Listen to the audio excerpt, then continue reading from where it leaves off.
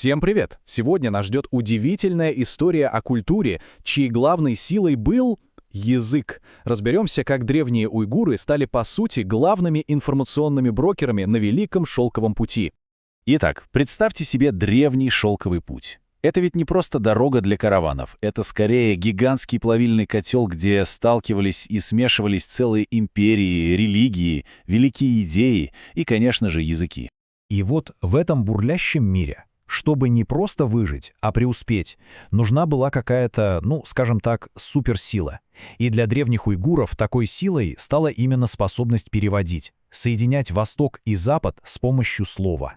Но чтобы понять, в чем же уникальность уйгуров, давайте сначала сделаем шаг назад. Ведь перевод — это не просто какой-то технический навык. По сути, это одна из самых фундаментальных человеческих потребностей. Но сами подумайте, как только люди начали мигрировать, сталкиваться с другими племенами, им сразу же понадобилось как-то договариваться. Торговля, дипломатия, распространение верований, обмен знаниями — все это было бы невозможно без переводчиков. Можно сказать, это была первая в мире глобальная информационная сеть. Хорошо, но прежде чем мы доберемся до самих уйгуров, заглянем еще глубже, к их предкам, древним тюркам. И вот тут нас ждет настоящая историческая загадка. Просто посмотрите на это. Два китайских источника, написанные практически в одно и то же время. И что мы видим? Один говорит, у тюрок письменности не было. Другой почти следом. У тюрок есть своя письменность. Как такое вообще возможно? Это отлично показывает, насколько запутанными и противоречивыми могут быть древние хроники. Но есть одна совершенно поразительная лингвистическая улика. Есть версия, что одно из древнекитайских слов, обозначающих перевод, происходит от тюркского глагола «тимек», то есть «говорить». Почему? Представьте себе переводчика, который постоянно повторяет «он сказал то», «он сказал это». И вот это «тимек», «тимек», «он сказал», могло просто-напросто закрепиться в китайском языке. Это ведь тонкий, но очень мощный намек на то, как давно и активно тюрки занимались переводами. И вот мы подходим к главному поворотному моменту.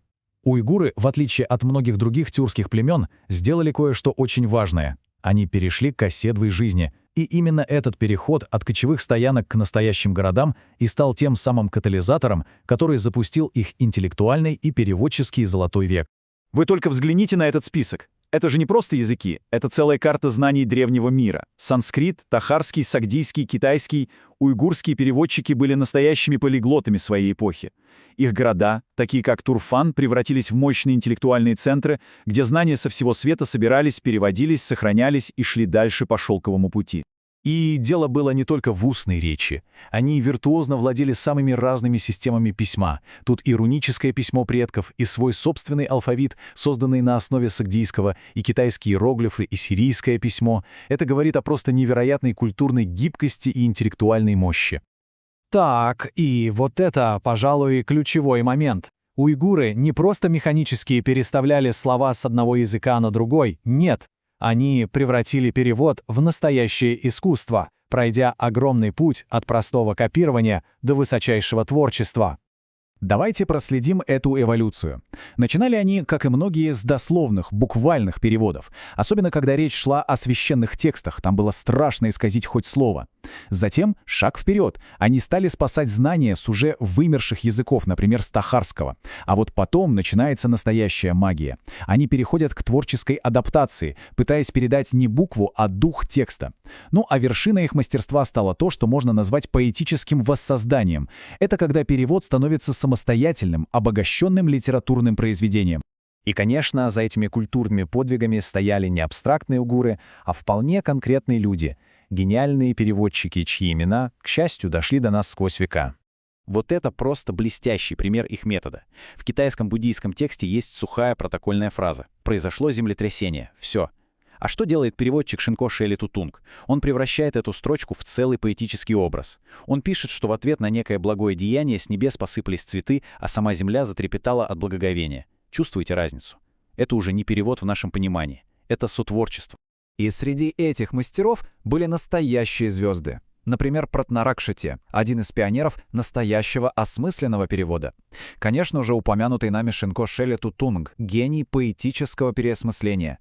И эта традиция, кстати, очень древняя. Еще в V веке некий Алтун Кюлюк перевел тюркскую народную песню на китайский, став одним из первых культурных мостов. И что самое поразительное, это наследие никуда не исчезло. Когда на мировую арену вышла Монгольская империя, одна из величайших в истории, уйгурские знания и навыки оказались невероятно востребованы. Они, по сути, легли в основу ее административной и культурной машины. Вот просто факт для размышления. В официальном комитете по переводам, который учредил великий монгольский хан Хубилай в XIII веке, как минимум 2 членов были уйгурами. Такие люди, как Анзанг, который служил еще самому Чингисхану, и многие другие продолжали эту великую переводческую традицию уже при монгольском дворе. Они переводили с китайского, тибетского, санскрита. Они были теми, кто обеспечивал работу огромной многонациональной империи. Уйгурская традиция продолжала жить, но уже служа новым правителям. История уйгуров — это очень яркое напоминание о том, что переводчики — это не просто техники. Это хранители знаний, это строители мостов между культурами, а иногда и спасатели целых миров, заключенных в текстах. И это, конечно, заставляет задуматься, а сколько великих историй, поэм и гениальных идей навсегда исчезло для человечества, просто потому, что в нужный момент рядом не оказалось своего переводчика,